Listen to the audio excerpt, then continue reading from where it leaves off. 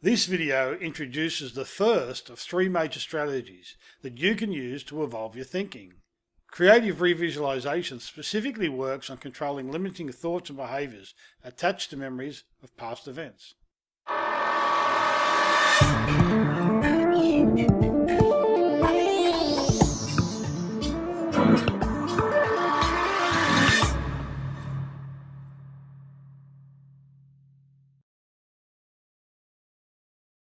Creative revisualization is the first of the three major techniques that I teach in my high performance thinking workshop that is aimed at helping you establish new neural pathways and create new meaning out of old memories. This specifically is about changing the associations with past events, is what creative revisualization is about. This is my own technique that I've put together. If you're wondering about the name, the revisualization with the re in brackets, look, this is a visualization process, and it's a creative visualization process. Now, there is a book, there's a very famous book, in fact, it's a book that I've read called Creative Visualization, and that's about creative visualization is more about setting up your future, using a visualization process to control your future. But creative revisualization, my process, it's a visualization process that allows you to revisualize, to change something that's happened in the past, a memory of the past. And of course, that needs a lot of explaining, so let's get into it.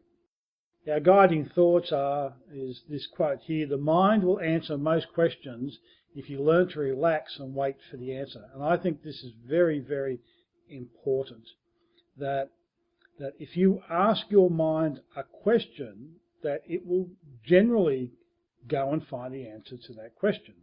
Now, this works on a whole number of levels. Let me give you a sort of funny example.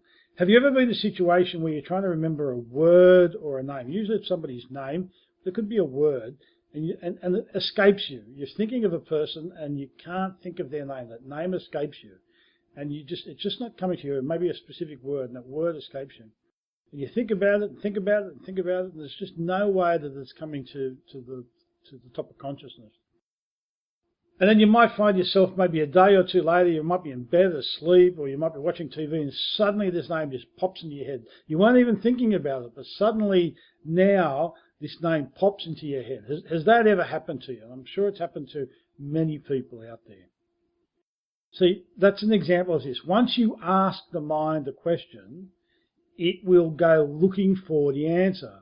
So even if you decide consciously that I can't wait for this person's name to pop into my head and the conversation still goes on, the instruction, as it were, the commands to the autopilot, find this piece of information, is still being processed.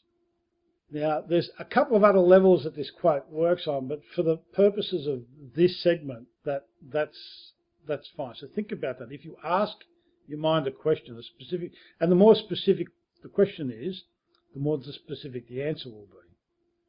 If you ask the mind a question, you will get an answer. If you learn to relax and wait, the answer may not come straight away.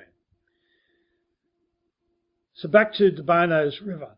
Here we've got a river, and remember the river is our thoughts, and the river is grinding its way through the landscape, and our thoughts create the neural pathways. And the neural pathways create the thoughts, and the thoughts create the neural pathways. The more you think about something and practice something, the more you will create, the stronger you will make the physical neural pathways in your brain. And the physical neural pathways in your brain create your thoughts.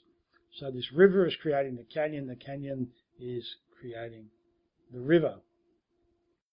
And I want you to remember that memories have layers. Parts of memories, there are the episodes, the episodic memory, there's the emotion, there's the meaning or the associations. And in the mind, imagination and actuality, reality, the mind can't tell the difference. There's lots of stories about, lots of examples about where they've got athletes to visualize practice and compare them with athletes to actualize practice, to do actual practice. Or famous one, basketballers. They got a group of basketballers and divided them into three. One group they said, don't practice. One group they said, every day we want you to try practicing shooting baskets. Come to the gym and actually practice shooting baskets. And the third group they said, we don't want you to come to the gym to practice shooting baskets, but what we want you to do is imagine. Imagine you're coming to the gym and shooting baskets. And this is how, and they told them how they wanted to practice it. And what they found was that the group that didn't practice at all, real or imaginary, didn't get any better. Well, there's no surprise. And the group that did practice, they did get better. Well, there's no surprise. The group that practiced only in their imagination also got better and nearly just as good as the group that practiced in reality. Practicing in the imagination is just as good or nearly just as good as reality. The mind can't tell the difference. And that's a powerful, powerful thing that we're going to utilize to our advantage. So remember here, so here's our map of our little outline of how memory is. And right down the bottom, we talked about episodic memory and semantic memory having facts, sensations, emotions, and associations connected to the memory. So facts being the actual data, the information, what happened, the sensations are what you felt, physically what you felt, the emotions are emotionally what you felt, and then the associations, which in this case could be the meaning, the connections, what this memory means to you. Creative revisualization is going to allow you to change, absolutely allow you to change the emotions and the associations connected to any memory. You might change the sensations. Maybe you will, maybe you won't. You can't ever change the facts. The facts of a memory, the what happens, and by facts I mean, imagine that you would describe, imagine you were writing out instructions. So let me try. So you might have, some people have a memory of being treated very badly by school teachers, especially anybody of my generation. The cane used to be a regular way of discipline, and teachers would violently, the way you would describe it today is a teacher would violently attack a child for doing some mischief. That's how you would describe it today. But that's an emotional, associative description. The fact is that the child did some mischief, and we shouldn't even use the word mischief. The child did something, and the teacher took out a stick and hit the child with the stick across the hand, across the backside, and wherever, usually the hand or the backside. They're the facts. They're the facts. The sensation is it bloody well hurt. You can tell that I've been caned once or twice in my life. It bloody well hurt.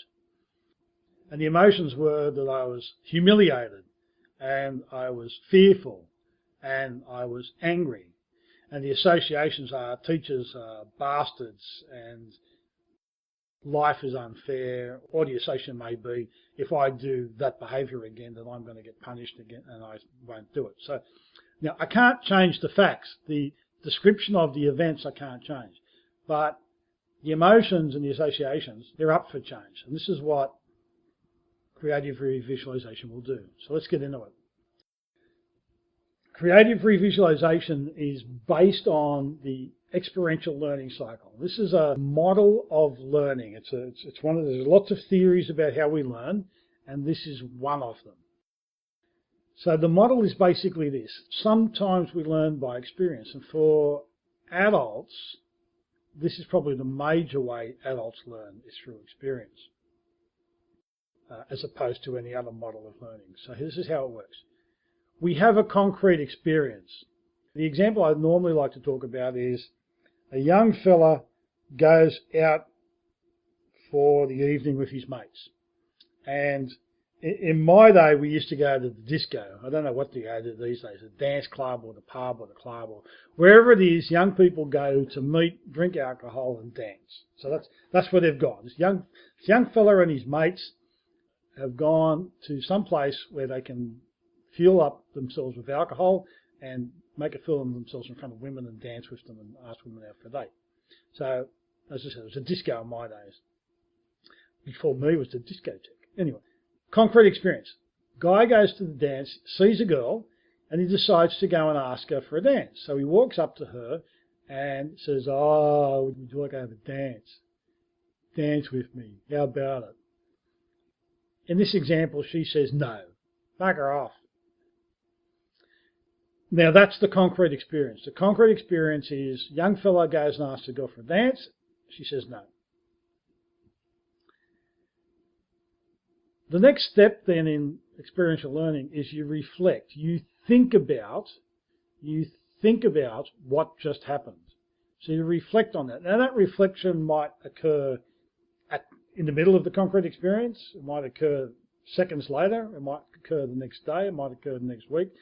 But at some stage you reflect about it. And if it's a significant experience, you might spend quite a considerable amount of time reflecting on it. So a young man reflects on the fact that he thinks about the fact he's just asked a girl for a dance and she's rejected him. He thinks about that and ends up creating an abstract conceptualization. Comes up with some idea as to what just happened and how that fits in with their model of the world. So the guy thinks about the girl rejecting him, and he comes up with some concept, some abstract conceptualization about him or her or men or women or dancers or how the world works. He may come up with a conceptualization such as, I'm not very good at asking women for a dance. Or he might come up with a conceptualization. So he reflects and conceptualizes that maybe women don't like me. Or maybe he conceptualizes that all women are nasty. Or maybe he conceptualizes, well, I just need to try harder. Or I need to learn new skills. Or she's a so-and-so, not very nice young lady. Or whatever it is, I don't know, because each of us are going to come up with different conceptualizations based on our whole history. If in the back of our mind we have a memory of people telling us we're losers, this is just going to be another example of us being a loser. Remember Jane on the soccer field with her dad telling us she had bad luck?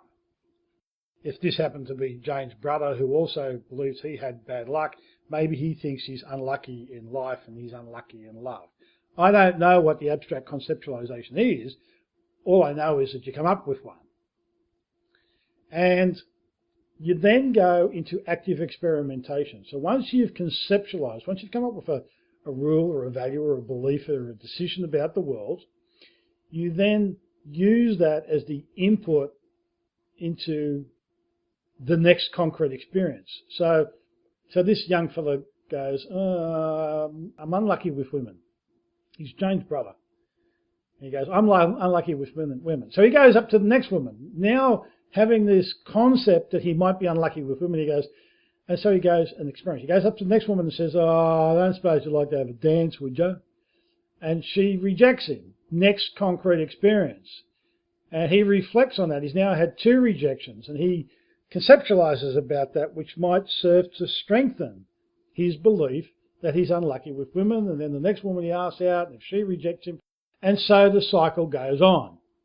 Now, of course, if the second woman didn't reject him, if the second woman accepted his offer of a tiptoe around the tulips on the dance floor, then he would have had a different concrete experience and a different reflection, and who knows how the abstract conceptualizations would work out. But this is the experiential learning cycle. So as you play out your life script will impact a man that is confident about his ability to entice a woman onto the dance floor will react differently to a man who has no faith in his ability to ask a woman out into a dance floor. And of course, that's the example. Take this in any way, shape or form you like. Any relationship, how do you believe relationships work? Financially, if you invest some money, concrete experience, and the investment goes bad, that's the concrete experience. Invest the money and you lose your money. That's the concrete experience. You reflect on that. What do you come up with? Do you say investing money is fraught with danger? Or do you say that you're unlucky? Or do you say that that was a bad investment? Or do you say that your business partner was dishonest? Or whatever your reflection is, you'll come up with some sort of conceptualization that you will experiment with to either prove or disprove. And your life script is going to play out on this. And what's the term? Self-fulfilling prophecy. Self-fulfilling prophecies will impact on this cycle. So that's the experiential learning cycle. And what I'm going to do is just stick that up in the corner for reference. If you're looking at this full screen, you should be able to still quite easily read that little cycle that's up in the right-hand corner. If you're looking at this on a smaller screen or on your phone or whatever, you may or may not be able to read what it says, but it's okay, it's just sitting there. But remember, concrete experience, reflection, abstract conceptualization, active experimentation. Creative revisualization is based on, it's a 4-step process, and the 4 steps, just for the hell of it, I based them on my name. The first is recognize the patterns. So we're going to recognize the patterns of behavior that we want to change. We're going to discover the associations that those patterns have. So when I think of that pattern of behavior, what's the association that goes with it? We're then going to construct a new reality. We're going to use the experiential learning cycle process to create a new output. We're going to change the memory. We're going to change the emotions and the associations to create a new truth out of the same facts, which will evolve your thinking. And if you evolve your thinking, you evolve your behavior, which evolves your life. So this is how it works. Recognizing the patterns. First thing, step 1 is ask this question. Remember, if you ask a question, the mind will come up with an answer. So the first question is, what is it that keeps happening to me? What are the concrete experiences that keep occurring to you that you want to change? Remember, the whole point of this is to change your behavior. So what is the behavior that keeps happening to me? What is the pattern of behavior that keeps happening to me? List the actual examples, the concrete experience. Then ask, what is it that I believe to be true about myself or this situation that is also true for other situations I find myself in? So what is it that you believe about you or the situation? So if a young fella on the dance floor, he goes, what keeps happening to me? Women keep rejecting me. What is it I believe to be true about myself? I believe that I'm unlucky in love. So that's an example. What we're looking for here are the abstract conceptualizations. And that you've either related that to yourself, you know, I'm unlucky in this, I can't do that, I haven't got that skill or that ability, these things keep happening to me, people keep treating me that way. Or you're going to externalize it. So people keep treating me that way is more a situational based thing. Stock market is risky. That's a situational type thing. So you might have these beliefs, you've conceptualized something about you or the situation that you have applied to this situation. That's what you're trying to explore at the moment. Now, you need to be careful here not to get caught up in negative emotions. By the nature of this process, obviously, if something's working for you, you don't want to change it. If you're happy with your life and you're happy how things are going, that's not going to be something you're going to be subject to creative revisualization. You're only going to be working on things that are not right or don't make you happy, and you could end up getting wrapped up in negative emotions. Now, I don't have time in this video or in the book to explain fully how to protect yourself against that. There are techniques. All I want to say is be aware that negative emotions may come up and not to get caught on them. Detach yourself. Step away from the emotion. Recognize that this might be something that's emotional for you, and then step out of that picture and go, I'm in control of this. All I'm doing is listing stuff that's happening. This is an emotion-free process at this stage. All right, next thing is to discover the associations. Ask yourself this question. When I think of the pattern or situation, the behavior of the situation, what else comes to mind? When I think of that, what else comes to mind? When our dance floor buddy thinks of the fact that he's unlucky in love, What else does he think of? Some of the answers you might get are these. You might think of words. Remember, we did the association exercise in a previous video. When you think of this word, what other words come to your mind?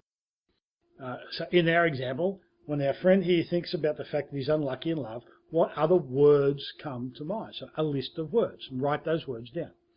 You might come up, for your situation, you might come up with a list of emotions or specific emotions. So think about what are the emotions that you're feeling. What are the value judgments? What are the values that you have decided that associate around this particular situational pattern? So I'll give you an example of that. So let's stick with our young friend on the dance floor. He thinks that he's unlucky in love. And now his value might be that love is not important. I'm unlucky in love, but love is not important. He might have a different value. His value might be that I'm lucky in love and I'm never going to find someone to love me, and therefore my life will be empty. And therefore my life will be worthless. That's a value judgment. If I don't find somebody to love me, then my life will not be good. That's a value judgment. So what are the values that and the judgments and the decisions that you've attached to this particular thing that we're focused on? Obvious people. Who are the people that come to mind? So if we think of Jane on the soccer field, if Jane thinks that she's unlucky in love, when she thinks about that, she thinks that, well, the obvious people she's going to think of, actually, if Jane thinks that she's unlucky in love, the obvious people she's going to think of are the people that she's been unlucky in love with. She's going to think of her ex-boyfriends or failed marriages or romantic relationships. Who are the people that she's been unlucky in love with? They're actually the obvious people. What would be less obvious are the other people. Which other people come to your mind? If you think of something, you might not, if you think unlucky in love, you might not think necessarily about your romantic partners that you've been unlucky in love with. You might think of a completely different person. You might think of Aunt Bertha, who is also unlucky in love. You might think of a character in a TV show that pops into your mind. These associations, the associations in your mind, you're not always aware of the associations. And the point here is we're doing a reflective process to uncover the associations. What we're actually trying to do is to light up the neural network. We're trying to activate all the neurons and get them to fire, that are all connected together, that make up, that center on this particular pattern. The pattern, whatever we're working on, is imagine that's the center of a memory. That's the center point for our neural pathway, and we're trying to explore out physically and cognitively what are the associations and the conceptualizations. People's voices are a biggie. Whenever you hear yourself go down on yourself, if you hear yourself being angry or dismissive of your action, if you say, I shouldn't be doing that, or that's not the way I'm supposed to behave, listen carefully to the voice in your head when you say this to yourself. If you disappoint yourself, whose voice are you hearing that disappointment in? Some people actually hear one of their parents' voices, which is probably a fair indication that this is not something you've decided, but it was something you were taught by your parents. So listen to whose voice you hear inside your head. That'll give you a fair indication as to where this thought, belief, association, pattern of behaviour came from. Let's go through the last few pretty quickly. So, of course, religious doctrine, if you were taught something by your church or through your religion, then that's going to have an influence on you. Same thing with social doctrine. You might believe a certain thing, so at the moment, being overweight, there is a social stigma, especially for women. A classic for weight for women is the James Bond girls, the Bond girl. If you were to look at the Bond girls through history, the first James Bond movie was in the early 1960s. If you were to look at what actress played the Bond girl through from the 1960s, 70s, 80s, 90s and the 2000s, you'll find that their body shape has changed. So the Bond girl is considered to be the epitome of sexiness for the era that movie was made, and you'll see classically how body shape, our ideal female form to be stuck up on the silver screen, to be ogled up by a man and to be felt, well, however women feel about other women's bodies, I've got no idea. That's a good example of how social doctrine has changed. Of course, if you go further back in time, back to the 1920s and 30s, body shape was completely different again. You may think of other examples of this particular pattern of behaviour, or you may come up with family stories, family legends, I like to call them, that have been passed through your family. Maybe there's this family story that has passed from your father or from your mother that is now influencing your behaviour. And it could be a story about their background or their parents' background or culturally or whatever. The point here is we're trying to light up the neural network and get all the associations and conceptualizations out through a reflective process. Next, you're going to construct a new reality. So this is where the real work starts. So select a specific memory that best represents the problem. So you know what the problem is. Back to our guy on the dance floor. The general problem is that he's unlucky in love. We're now going to pick a specific memory, a specific concrete experience. A specific concrete experience that we can enter the experiential learning cycle loop with. So we pick a specific experience which becomes a representation of all the experiences of that behaviour. And you ask yourself this question: what can I learn from this memory that will give me the greatest positive benefit? This is a reflective question. A question. Remember, you ask yourself a question, the answer will come. What can I learn from this memory that will give me the greatest positive benefit? And herein is the power of the experiential learning cycle. What I'm asking you to do is guided reflection. See, this theory of learning always happens. People have concrete experiences, reflect on them, conceptualize, and then go out into the world and experiment. But the trouble is, low performance thinking, we're not taught how to reflect. More often than not, we're taught ways to come up with answers that make us feel bad about ourselves or bad about the world. Creative revisualization is a guided reflection process where I'm asking you specifically to learn something from the memory. And I'm specifically saying that it needs to be the greatest positive benefit to you. And then you wait for the answer. Now that answer might take minutes, seconds, minutes, might take days, may take weeks for you to come up with an answer. But an answer will come. Usually you'll come up with an answer fairly quickly and you can learn something new. In the workshop, I actually use a slightly different question. There's a more powerful question that relates to positive benefit, not just to you, but to all people concerned. And I haven't got the time at the moment to explain why the question's a bit different. So for the purpose of this video and for the book, if you were to practice this on your own without coming to the workshop, you would go, what can I learn that gives me the greatest benefit, greatest positive benefit?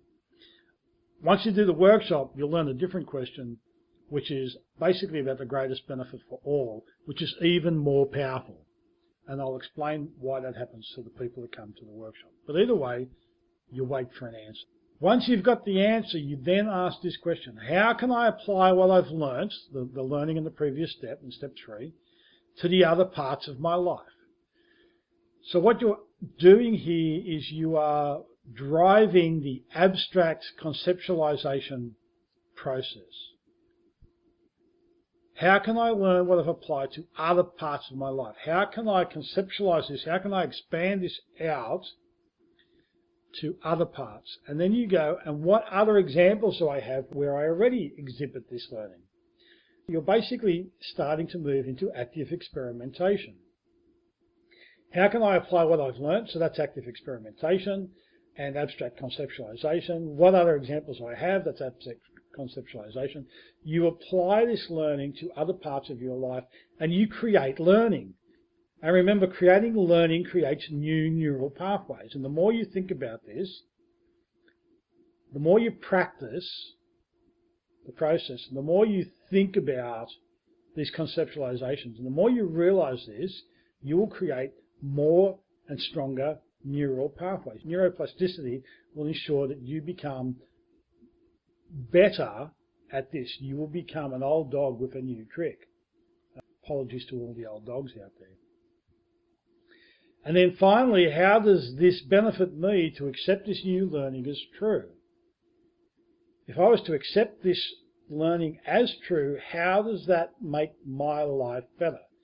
Which again is running you through the reflection and the abstract conceptualization to practice. You're practicing. Remember, visualizing, practicing in your mind is just as good as practicing in your life. By visualizing, so you're taking a memory, you're coming up with a new learning and new associations, then applying that to your life and projecting that out into the future. You're experimenting in your mind, which will eventually become concrete experiences, and suddenly you find that your life has changed. So this is what should happen. Here's your old life. You're on autopilot. Your life script is sending you down a particular direction. Each decision, each habit, each thought you have, homeostasis is projecting your life down in a particular direction. Through the processes that you'll learn, specifically this one, the creative revisualization, what you'll find is that by applying this process, suddenly you'll come up to a situation where you make a decision and it'll be a different decision to what you would have made. So hanging off the left-hand side of this blue line, the old life, is this red, the short red line. Suddenly things are different and you've taken a tiny, tiny step away. And then you start thinking about it and you start reflecting on what's happened, and you make a new decision, and then the next decision you make will be slightly different, in a slightly different direction, slightly above the decision you would have made before on your old life. And then the next time you make a decision, again, you're evolving your life. Can you see how, as you make decision after decision, day after day, thought after thought, suddenly your life goes on a completely different angle, different track. And notice how there's a compounding effect. As you practice your new decision making, your new life, your new values, your new abstract conceptualizations, your life ends up going on a completely different path. This is the power of high performance thinking. The difference high performance thinking makes is that gap. If you consider that nothing changes about your life, and then think about if you were to get in control of your life, how different would it be? That difference is high performance thinking. Now, exactly what that is, I don't know. I don't know for you what direction you want to take your life in. I don't know what success is, but I do know the techniques that'll take you there. I do know how to help you develop high performance thinking. How you apply it is completely up to you. And one of the things about high performance thinking is it changes your life, and that change has value. And I'm going to represent value with dollar signs here, but it may not be money. It may not necessarily be more money in your bank. It may be more money in your bank. And I've got stories. High performance thinking has earned me millions of dollars. One decision alone, one thought, one 5-minute cup of coffee enabled me to earn over $1 million over a period of time. Without the techniques that I have learned, I'd be $1 million poorer than I am currently, based on one single decision. If you always do what you've always done, then you'll always get what you've always got. If you keep running your life the same way, then you're going to get the same results. And as I said, those dollar signs, I've talked about money. There may not be money. It might be relationships. It might be educational. It might be contentment. It might be happiness. It might be parenting. I don't know how you're going to apply this skill set. Ideally, you would apply it to all aspects of your life. And I believe that high performance thinking changes every aspect of your life. Because if nothing changes, then nothing changes. And this is where people get trapped. People want something different in their life, but they're not prepared to be different. If you want to have different, then you need to be different. Brings us back to Albert. Albert said, the problems we have cannot be solved at the same level of thinking with which we created them. And I'm not just talking about thinking smarter, and smart is a very flexible, loose term anyway. What I think about this term is we're not just talking about thinking differently, but we're talking about thinking about the way you think. High performance thinking is about metacognition. It's thinking about thinking, which is we're not normally taught to do. Back to that, what are we taught when we're kids as we go through school, as we enter the workforce? We're taught to think about how we do our job. My peer group are engineers and managing directors and general managers and CEOs. I mean, each one of those people have moved up through the ranks from a school leaver to a worker to someone of some importance. And generally they've done it by improving their skills in what they do. There's a lot of people get promoted simply by, a lot of people get promoted based on their skill set, and then they find that they're not equipped to deal with the new facets of the promotion. I went from being an electrician to an engineer based on my engineering skills, and I discovered that there was actually a managerial position, which I was completely unequipped to do. So that took me some time. The thing here is that even people in high positions have not necessarily learnt thinking skills.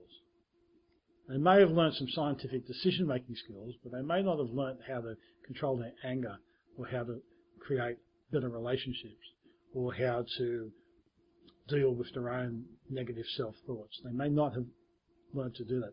So they haven't learnt to think about thinking, and that's what Albert, I believe, here is trying to teach us. Action exercises. Over the next couple of days, ponder the following questions. If you were to write your biography, what would the chapter headings be, and what would be the stories you would include in each chapter? If you were to write your biography, what would the stories and chapters be in your biography? How have each of these stories affected the course of your life? If you could change the impact of any of these stories, which would you change? And what difference would it make to your life if you did change the impact of these stories? And then finally, so what are you going to do about it? The next video explains how to find out more about high performance thinking and outlines the high performance thinking workshop.